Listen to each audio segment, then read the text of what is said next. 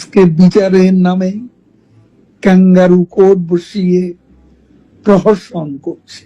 আমরা গুড়িয়ে দেব এবং এর বিরুদ্ধে আমাদের প্রতিরোধ। বাংলাদেশের রাজনৈতিক প্রেক্ষাপটে একযোগকারী নতুন পর্বে সূচনা হয়েছিল 2024 সালের 5ই আগস্ট। দীর্ঘদিন ক্ষমতায় থাকা আওয়ামী লীগ সরকারের পতনের মধ্য দিয়ে দেশের রাজনীতিতে এক অভূতপূর্ব পরিবর্তন ঘটে। নতুন সরকার গঠনের পর পূর্বেই আওয়ামী লীগের কেন্দ্রীয় নেতাদের অনেকেই আত্মগোপনে চলে যান। তাদের মধ্যে সবচেয়ে আলোচিত মুখ ছিলেন দলের সাধারণ সম্পাদক ওবায়দুল কাদের। টানা 10 মাস তার অবস্থান বা প্রকাশ্যে কোনো উপস্থিতি না থাকায় রাজনৈতিক অঙ্গনে ছিল মিশ্র প্রতিক্রিয়া।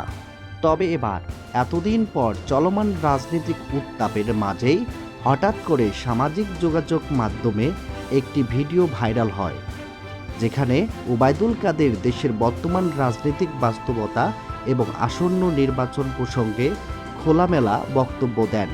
ভাইরাল ভিডিওটি শেয়ার করেন বর্তমান নিষিদ্ধ ছাত্রলীগের সাবেক সাধারণ সম্পাদক সিদ্দিকী। নির্বাচন নিরপেক্ষ নির্বাচন হতে পারে না। ভিডিওটিতে আরও বলেন তিনি, নির্বাচনের নামে বর্তমানে যে অশুভ অ্যালায়েন্স গড়ে তুলেছেন তারা সংস্কার নামে জাতীয়কে বিভ্রান্ত করেছেন। এছাড়া চলমান এই ধারাকে ঘুরিয়ে দিয়ে এর বিরুদ্ধে প্রতিরোধ চালানোর হুঁশিয়ারি দিয়েছেন তিনি। আজকে তাদের যে অশুভ অ্যালায়েন্স, এই অ্যালায়েন্সকে নিয়ে তারা আজ সংস্কারের নামে গোটা জাতিকে। ওবায়দুল কাদেরের এই বক্তব্য রাজনৈতিক অঙ্গনে নতুন করে আলোচনার জন্ম দিয়েছে। তার প্রকাশ্যে আসা নির্বাচনীয় ইস্যুতে বক্তব্য দেওয়া এবং বর্তমান সরকারের সমালোচনা সবকিছু মিলে একটি নতুন রাজনৈতিক বাস্তবতার দিকে ইঙ্গিত করেছে।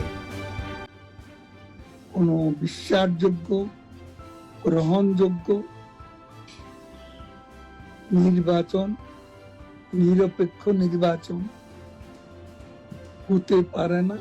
তবে দীর্ঘ আত্মগোপনের পর ওবায়দুল কাদের এই বার্তা শুধু দলের জন্য নয়, দেশের রাজনীতির দিক পরিবর্তনের সম্ভাবনাও তৈরি হতে পারে। তার এই বার্তার মধ্য দিয়ে হয়তো আওয়ামী লীগ আরও চাঙ্গা হতে পারে।